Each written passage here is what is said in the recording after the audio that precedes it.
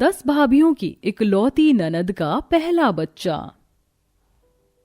प्यारा भैया मेरा दूल्हा राजा बनकर आ गया, प्यारा भैया मेरा रेशम की पगड़ी से देखो घर आंगन महका गया, प्यारा भैया मेरा।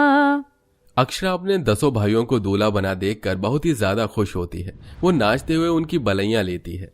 देखो तो कितने हैंडसम लग रहे हैं मेरे भाई, भगवान करे आप सबको किसी की नजर ना लगे।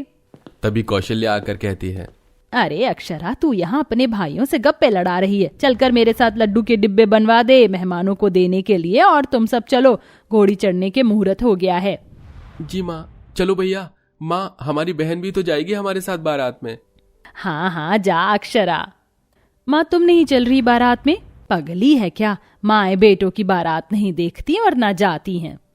अक्षरा 10 भाइयों की इकलौती बहन थी। कुछ देर में वो लड़की वाले के दरवाजे पर आ जाती है, जहाँ धूमधाम से सबकी शादियां होती हैं और 10 दुल्हनें ससुराल में आ जाती हैं, जहाँ इकलौती नंद 10 भाभी रचना, संगीता, बबीता, पूजा, गोपी, काजल, भव्या, महिमा, अंजलि और सपना की आरती उतारती हैं। आइए मेरी परम सुंदरी भाभीयों, आप सबका स्वागत है। देख लीजिए भाभी, मैंने आप 10 की शादी में बहुत काम किया है, जब मेरी बारी आएगी तो आप सबको भी करना पड़ेगा। तभी सबसे बड़ी भाभियां संगीता, बबीता कहती हैं, क्यों नहीं करेंगे? आखिर हम 10 भाभी की इकलौती ननद की शादी जो होगी। हाँ, पर इतनी जल्दी मैं ससुराल नहीं जाऊंगी भाभी, पहले तो मैं अपनी 10 भाभियों के बच्चे खिलाऊंगी।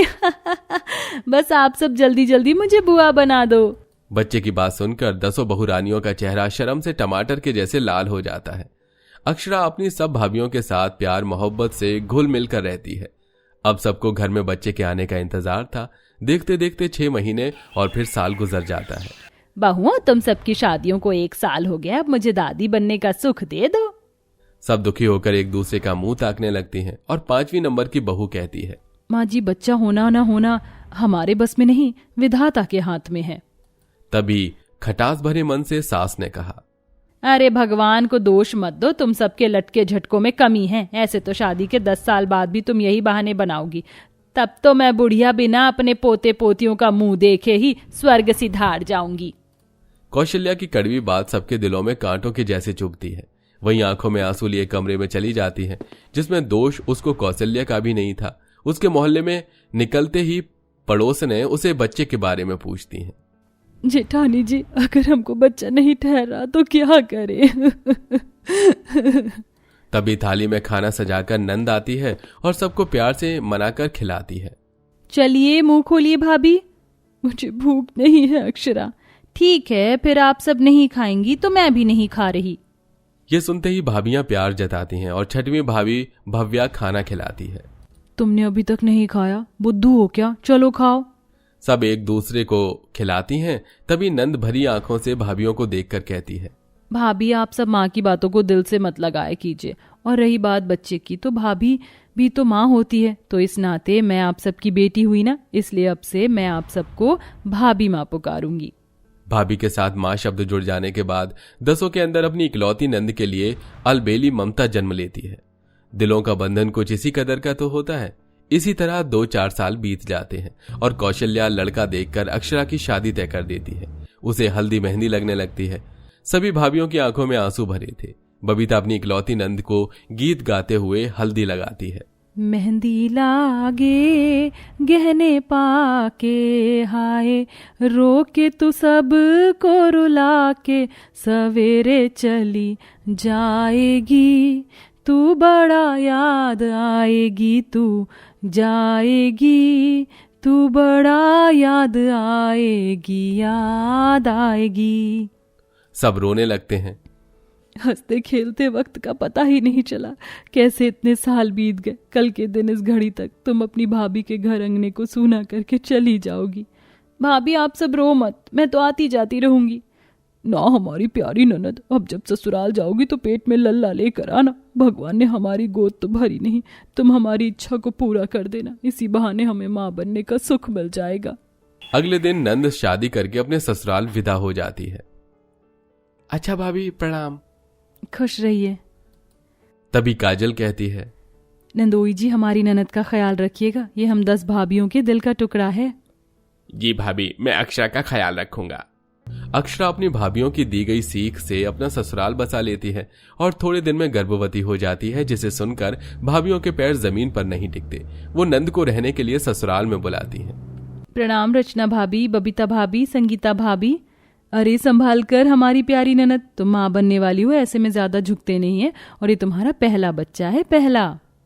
संगीता दीदी अब खड़ी खड़ी बातें करेंगी, अक्षरा को बिठा तो दीजिए।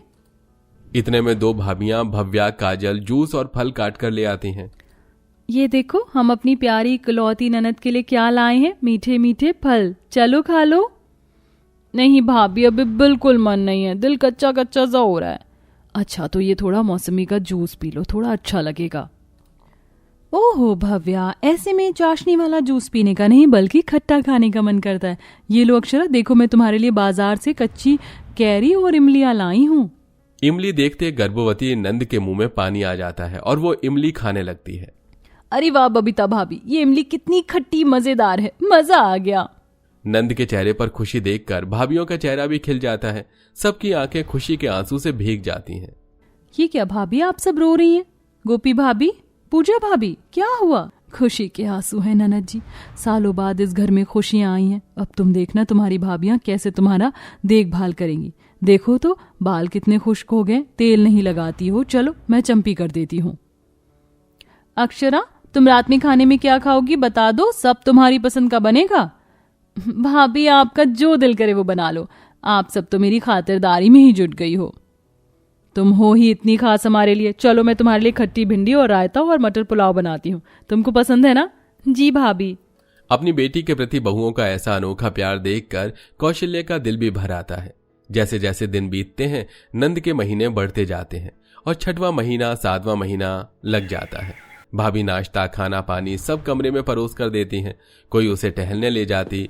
तभी 7वां महीना पार होते ही अक्षरा के दोनों पैरों में गर्भावस्था के लक्षणों के चलते सूजन आ जाती है। ननद जी चलिए, सुबह हो गई, टहलने नहीं जाना? एकदम ताजी हवा चल रही है। नहीं गोपी भाभी, मेरे पैर में सूजन हो गई, चला फिरा नहीं जाएगा। सूजन देखकर सब घबरा जाती हैं। तभी सास कौशल्या कहती है, अरे तुम सब घबराओ मत, गर्भवती औरतों के पैरों में सूजन होना आम बात है। माँ जी ये सूजन जाएगा कैसे? पता नहीं कितनी पीड़ा हो रही होगी हमारी अक्षरा को। ऐसा कहते कहते सबकी पलकें भीग जाती हैं। अरे ये तेल की मालिश से ठीक हो जाएगा। रचना फटाफट से सास का बताया तेल बनाकर नंद के पैर की मालिश करती है। अब अच्छा लग रहा है, आराम आ रहा है? उस पल में नंद की आंखों से झरझर आंसू बह रहे थे। क्या हुआ, रो क्यों रही हो? दर्द हो रहा है क्या? चिंता मत करो, डिलीवरी अच्छे से होगी। भाभी जिस इकलौती ननद के पास माँ जैसी भाभियां हो, देखभाल के लिए उसे भला क्या होगा। मैं खुश नसीब हूँ जो मेरा पहला बच्चा मेरी भाभियों की देखभाल में पल रहा है। ऐसे ही दिन ढलते हैं और 9वां महीना लग जाता है। सब अरमानों से आने वाले बच्चे के लिए स्वेटर और मोजे बनाती हैं। नंद को लड्डू बनाकर खिलाती हैं और धूमधाम से गोद भराई करवाती हैं, जिसमें कुछ ढोल ताशा बजाती हैं तो कुछ नाचती गाती हैं। भगवान करे तुमको और तुम्हारे पेट पर पल रहे बच्चे को हम भाभियों की उम्र भी लग जाए, मेरी प्यारी ननद। भगवान तुम्हें चांद सा बेटा दे ननद जी। सब आगे आकर तोहफे झुंझुना खिलौना देकर आशीर्वाद देते हैं और आखिर में वो दिन आ जाता है जिसका सबको इंतजार था। 10 भाभी की इकलौती नंद अपने पहले बच्चे को जन्म देती है। बधाई हो, बेटा हुआ है। क्या हम अपनी ननद से मिल सकते हैं? जी हाँ, उनकी नॉर्मल डिलीवरी हुई है, बच्चा भी तंदुरुस्त है, इसलिए हम उन्हें नॉर्मल वार्ड में शिफ्ट कर रहे हैं। आप सब उनसे मिल सकते हैं। और अंत में सब भाभियां अपनी इकलौती नंद के पहले बच्चे को गोद में लेकर हंसते मुस्कुराते और लाड लड़ाती हैं। ये कितना प्यारा है, इसकी नाक और होठ बिल्कुल हमारी ननद के जैसे हैं। बच्चा माँ पर ही जाता है, लाओ ना अब मेरी बारी है, मेरी गोद में दे दो।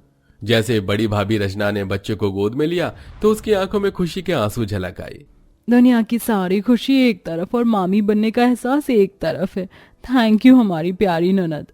और अंत में बड़ी खुशी से सब नंद और बच्चे को घर लौटा लाते हैं, जहां खुशियां ही खुशियां होती हैं।